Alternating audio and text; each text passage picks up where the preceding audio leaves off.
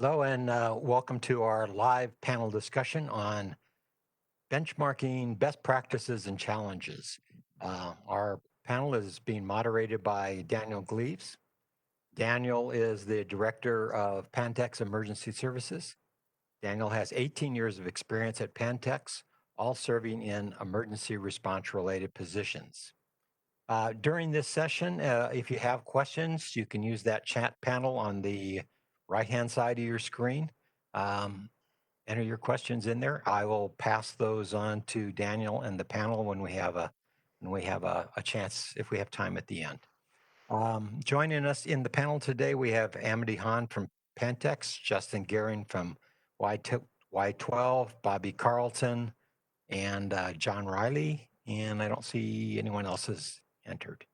So Daniel, it's all yours. Yeah, so before we get started, I'll introduce the panel. So as you said, we have John Riley. He's the emergency management acting department manager at Lawrence Livermore. We have John Pack. He is the Y12 emergency preparedness senior manager.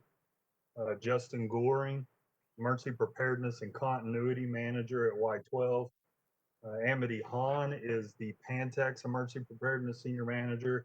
And then Bobby Carlton is the Emergency Preparedness and Continuity Manager here at Pantex. And like Paul said, I'm the Senior Director of Emergency Services here at Pantex. The focus of this panel discussion is best practices and challenges as they relate to protective actions and accountability. So we're really going to focus on those two themes for this panel discussion. It's going to be a round robin discussion. I hope to keep this, pretty light, interactive. So if you have any questions, type them in the question bar. Hoping to save about 10 minutes at the end of this discussion to answer verbal questions or answer your questions. But we'll jump right in. I'm gonna turn it over to John Riley. So John, from a Lawrence Livermore perspective, uh, for protective actions, best practices or challenges that you'd like to discuss with the panel. Okay, I thought I'd mention that as a best practice that we have pre-scripted messages for protective actions for our technical basis events and other emergencies. So all those are loaded into an emergency voice alarm system, and some of the messages are automated based on the event. So if the fire alarm goes off, we have an automated message that automatically plays. Um, for other events, we have to prompt which message to play, so it takes a little bit of time, but um, when an incident commander shows up on scene, they initiate the best initial protective actions that they have, um, and then we have an on-scene communicator from our fire marshal's office that shows up to recommend technical basis protective actions based on what event's been triggered. So if an EAL has actually been tripped, they can call up, recommend to the incident commander which script should run for a particular event, and it can be customized based on wind direction. So um, depending on wind direction, a specific message plays in your building that's customized for your particular building, and those all run automatically. So when the on-scene communicator calls up our dispatcher and says, run script 131 3A, it's for building 131 for a site area emergency event, and an A or a B depends on which wind direction. So it can direct people out of that building to a relocation area that's further away, and the direction they move is based on wind direction. So we also have pre-scripted messages we've developed for earthquake events. So during the Napa earthquake a few years ago, it was confusing to employees that if it's a moderate or a light event, some employees don't know whether to evacuate. So we basically worked with our site seismologists, came up with pre-scripted earthquake messages, and we get immediate feedback on, the ground motion and recommend which message to play. Unfortunately, it takes a few minutes, so we're trying to get that automated. So we now have real-time monitoring equipment in our dispatch center, and I'm working with our alarms folks to hook it up to where if it's a light event, a certain message plays that tells people, just evacuation's not required. But if you have any safety concerns, leave the building, report any damage. If it's a moderate earthquake, which is above a certain threshold, we want all personnel to evacuate, and certainly for a strong earthquake, automatic evacuation. So we think it'll be a big improvement once that's automated. The last earthquake we had here was the first relatively big one I've experienced since I've been in California. It was about a 4 on the Richter scale, and felt pretty Wow. big to me. But anyway, it I was the emergency management duty officer that day, and it took 8 minutes to get the message played, by which time a lot of people had already evacuated. So we need to figure out a way to get it out faster. For challenges, our I've got quite a few challenges related to protective actions, but employee education is probably one of our biggest ones. When we do safety fairs, we find that even though we have, annual employee education and biannual, a longer version of protective actions training, a lot of employees still don't know the difference between a shelter in place and a lockdown. Our last security exercise, we had people wandering around in buildings because they thought lockdown they were allowed to move around in a building, but just stay there. So clearly, we have an education gap. All of our managers are supposed to be educating employees on our facility level emergency plans, but very few are doing that. So we got a long way to go on employee education for protective actions. Thanks, John. From a challenges perspective, I think a lot of the sites, including Pantex, educating employees is probably one of the harder jobs that we have. I should have mentioned this when I kicked this thing off, but anybody on the panel, if you hear a best practice or even a challenge that you want more information from, feel free to contact anybody on the panel to get more information. This is really going to kind of be high level just due to the amount of time we have. I did not get to introduce him because he kind of joined late. So I do want to introduce Robert G. Robert G is my counterpart. He is the Y12 Emergency Services Senior Director. Uh, the majority of you know Robert. He was a long-serving chair of the steering committee and a very critical and pivotal member to EMI-SIG. So, Robert, I'm going to turn it over to you. You've also have John and Justin online, but protective actions, looking for best practices or challenges from Y12. Sure. Thank you, Daniel. I apologize. I initially joined just watching um, the panel discussion. I forgot to go through my WebEx so I could join, so I could be part of the panel. So it took me a minute to get on there, but I'll say a couple of things about Y12, and then Justin may want to jump in here and or John as well. What I'm going to talk about as a best practice, Justin did the majority of the work, so I don't want to take the credit from Justin. But we here at Y12, some of you have been here before. For those of you who haven't, we have a site that is about a half mile wide and 2.5 miles long, with a lot of buildings, several hundred buildings in a fairly small congested space. And for years we had done our protective actions by, we had a GIS tool that our operations center would use when an event occurred or when we were doing an exercise.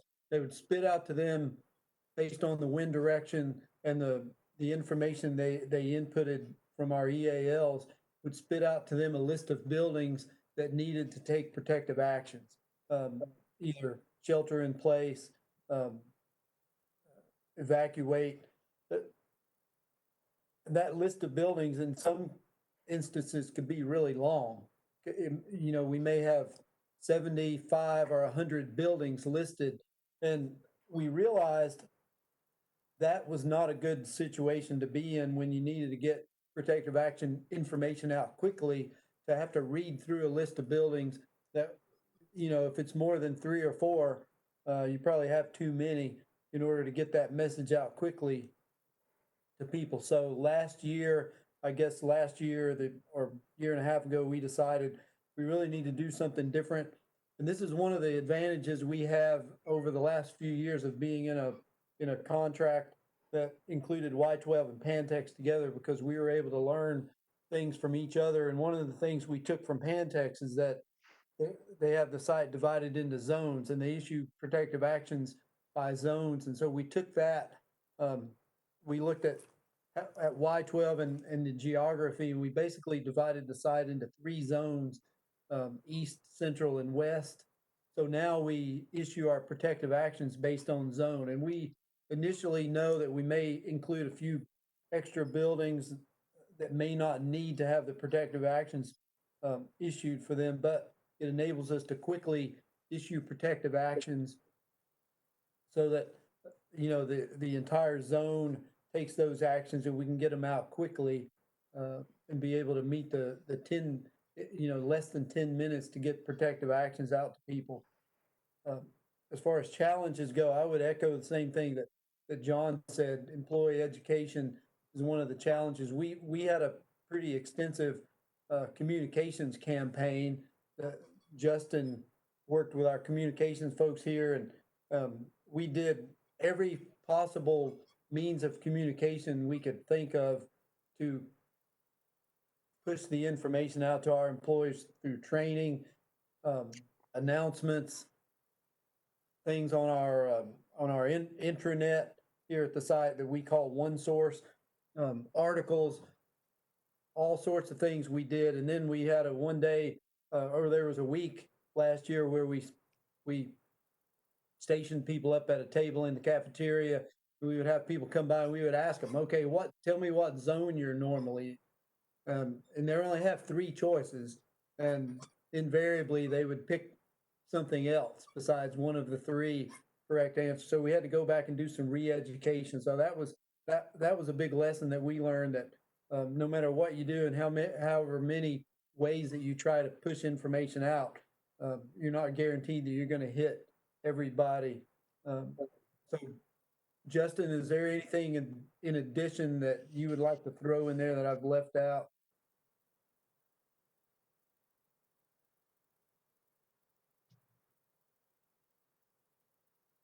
Justin was having some He's network having some issues. audio. Okay.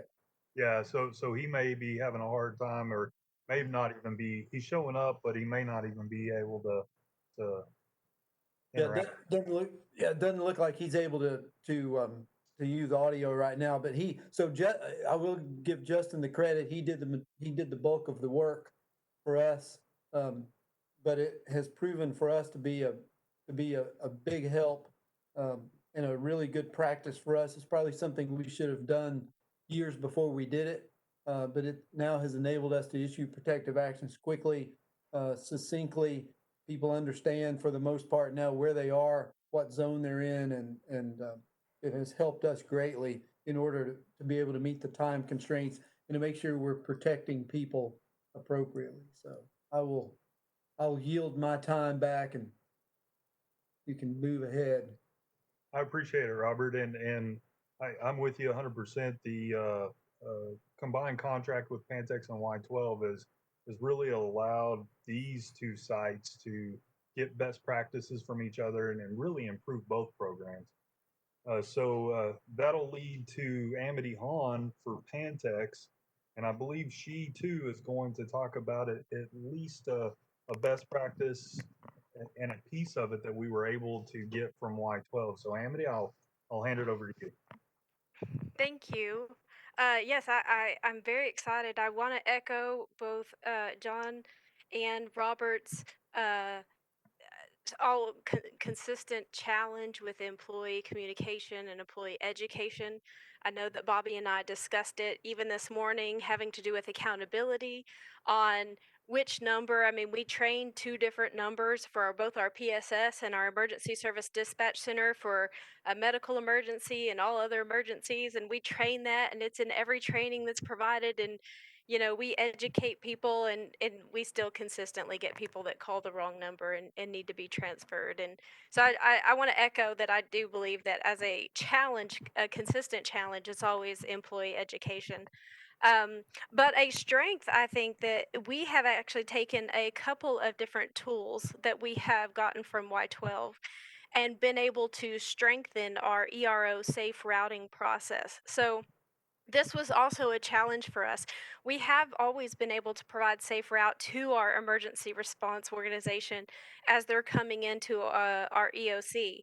But it's always been through an overhead announcement and through their page of their ERO activation. And it's been vague. It's been avoid this area, and it's a rather large area, and we haven't been able to provide them more specific details of the building or zone that they need to avoid to in order for them to have safe route to the ERO or to the EOC. And so we have taken the area mapping system that Y12 uses, the YAMS mapping, and we have taken the zones and area and pulled all that together to be able to provide the succinct messaging for our ERO. So I'm sure it's the same as your ERO. Uh, Ever since we built the JCDC, which is, although on our plant property, it is outside of the plant proper and holds about 2/3 of our emergency response organization. So we have 2/3 of them that have to actually come on site through a security gate, and then the rest of our ERO has to move within the plant, and some of those people are going to a higher secure area, some of those people are going to a lower secure area, and so to be able to provide that specific ERO guidance to them, it's just been kind of a challenge. And so we have taken Y12's um, process that they have for providing safe route to their responders and included a map that's published from YAMS into EMINS for them to access to provide them that not only the verbal communication of the area they need to avoid, but the picture as well, so that they can access EMINS prior to leaving their office or their work area, know where the issue, concern, the emergency is, and be able to provide their own safe route to get to their duty stations. So, in my opinion, that's been our best practice. Yeah, thanks, Amity. That was a great description. It, to give you and your staff a little bit of credit, because I mean it's close to home to me. I'm the Pantech senior director, so it's very important that we get this right. Uh, you took, a considerable amount of time to train and drill the entire ERO multiple times to ensure that they understood, one, the protective action message and the safe route message, but two, to be able to access EMINS, which is our web EOC for those of you who don't know, and look at that elementary modeling map to be able to determine, a picture's worth 1,000 words, how to stay out of that area. But you were also able to demonstrate that just a couple of weeks ago in our full scale exercise, which personally, the safe route of the ERO went better than I've ever seen it go.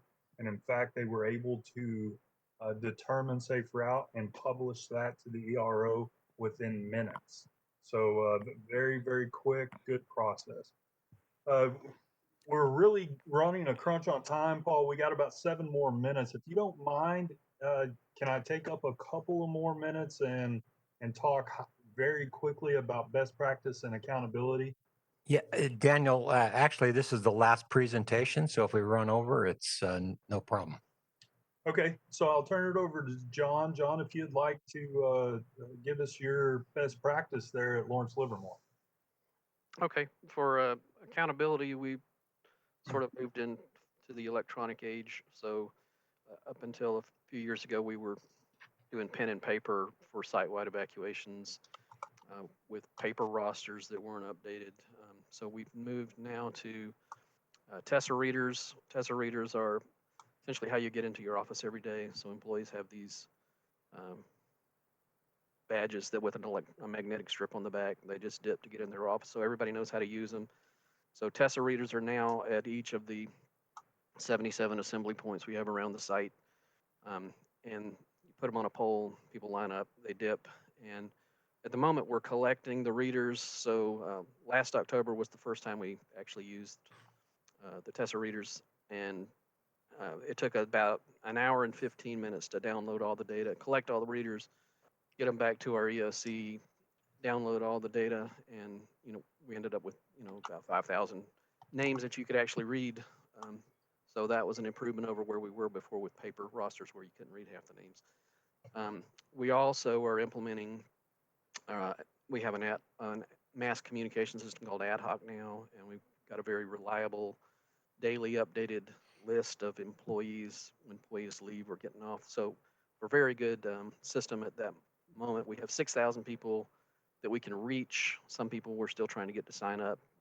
If they have personal phones, sign up with their personal devices. But bottom line is, if you hit respond, you respond to that, it downloads to a database, and we're planning to put it together a database that all the Tessa readers information and all the ad hoc information funnel into the same spot, and we'll have a shorter list of names that we need to go look for.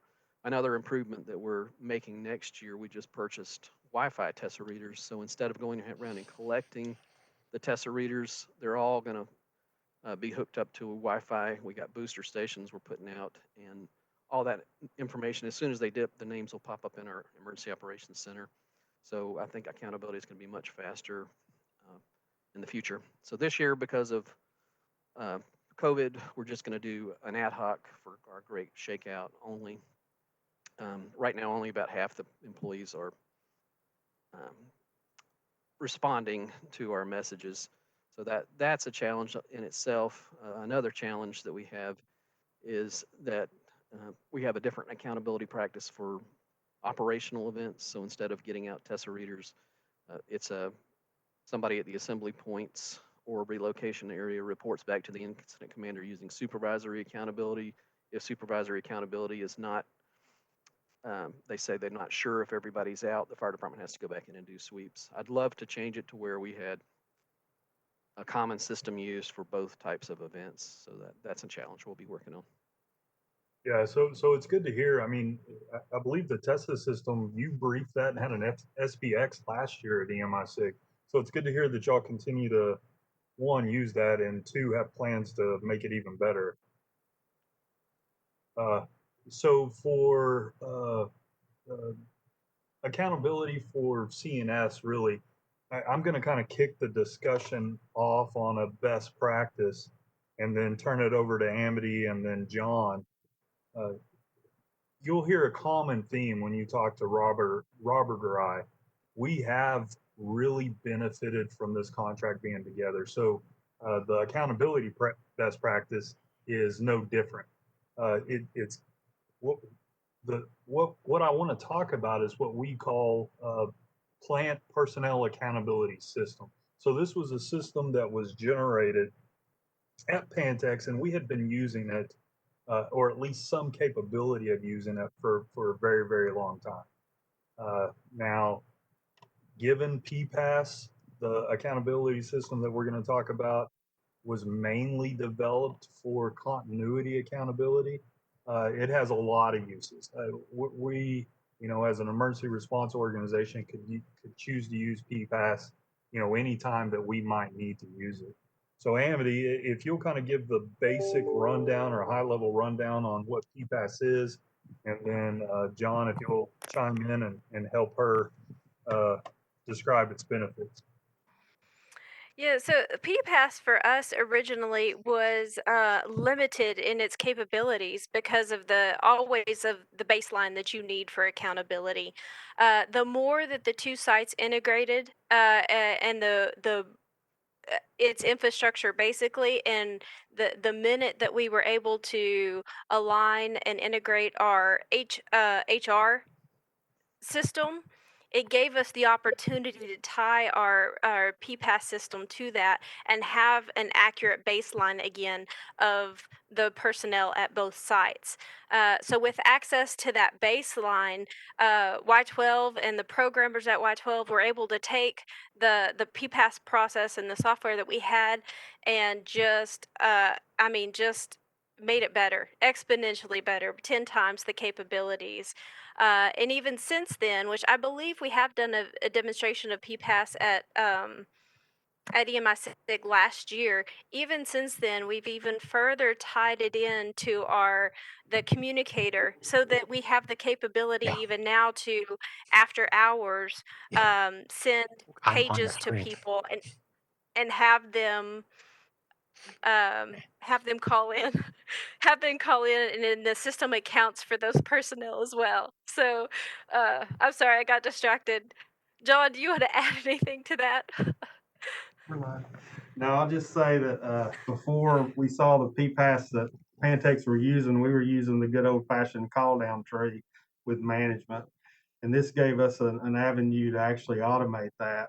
And one of the big advantages of it is we've tied it into our SAP system that's used for all our data here at the site, including what we call A+, your time entry and your organizations. And by tying that in, we don't have to track people down anymore. It happens automatically because everybody wants to get their paycheck to make sure their data is updated. So having that system tied in was really a benefit. Justin, you have anything on this? No, the only other thing I would add would be what Amity was hitting on, and that's the next path forward for us is if we want to use this system when the plant's not normal operations, so that Sunday morning when people are getting ready for church and now all of a sudden we realize that maybe we need to do an accountability process, and we can send out that page to people, and when they answer that page and enter their badge number, that will automatically update that system so the ERO, Coop team, SURG, whoever it may be, can start seeing real time that PPAS system showing who has been accounted for and who is not. So that was the only other thing. Yeah, great. I appreciate y'all briefing PPAS. From a challenges perspective for Pantex and Y12, I do, I've heard how other sites, in particular, non-NNSA sites have kind of an advantage from the perspective of, they can add apps to telephones, have people maybe interact with that app and account for themselves. Y12 and Pantex in particular, we are very hindered and cannot use technology.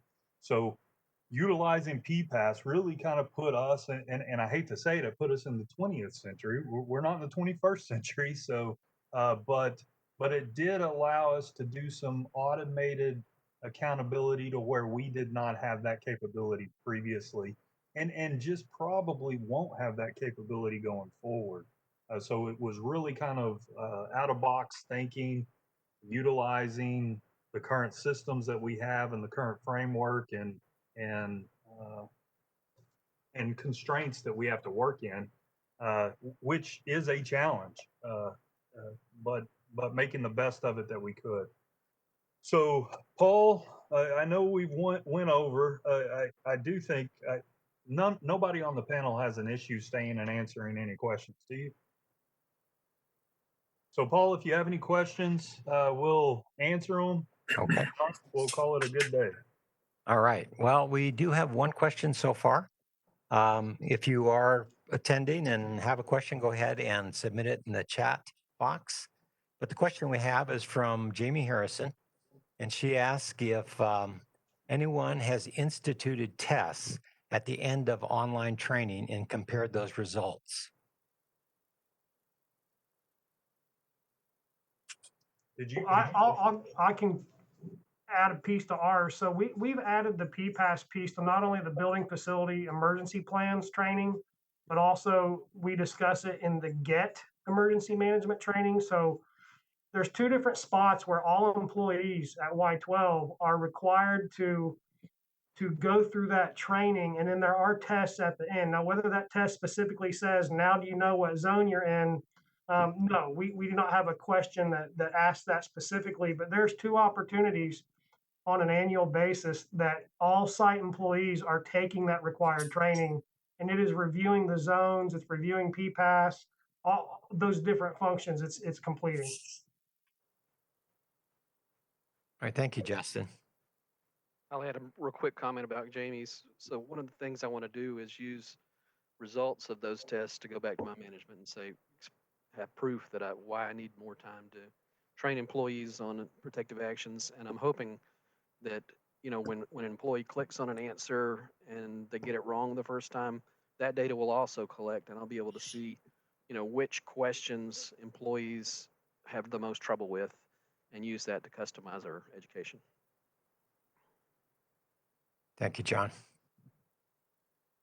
I haven't seen any other questions come in through the chat.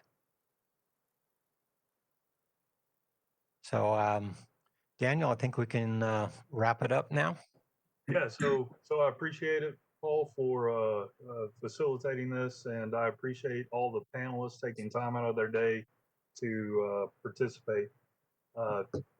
Like I said earlier in the panel, if you have any questions specific to any of the best practices or even the challenges that were presented today, feel free to reach out to those panelists, and I know for a fact they will all help you understand in more detail what we've done at each of these sites. So, Paul, I appreciate it, and thank you for your time. Oh, thank you. Hey, Daniel. Yes, sir. Hey, you have an awesome background, by the way. If you see me, if I move my head just out of the way, you can see a clock, and that's all I have on just a blank wall. So you have an awesome background. I just wanted to make sure we point that out. Well, I appreciate it, and I failed to introduce the person in my office, so I have the Tiger King back behind me. He has enjoyed this discussion, so I believe he intends on educating his cellmates in prison on how to implement protective actions and account for themselves. So, And that's a good segue into our social tonight is best backgrounds. So I think Daniel already has a leg up on us here. But if you think we've got a better one, join us at 3:00 Mountain Time, right back here through the Attendify app, and show us your background. Also, a reminder: if you scroll down in your screen, you'll see a little survey icon. Please fill out the survey. Let us know what you thought of the panel. Helps us for our planning for next year, and it also gives you credit for attending. So thank you very much. And with that, I will close the session. Thanks. Thanks, Paul. See y'all. Thank you.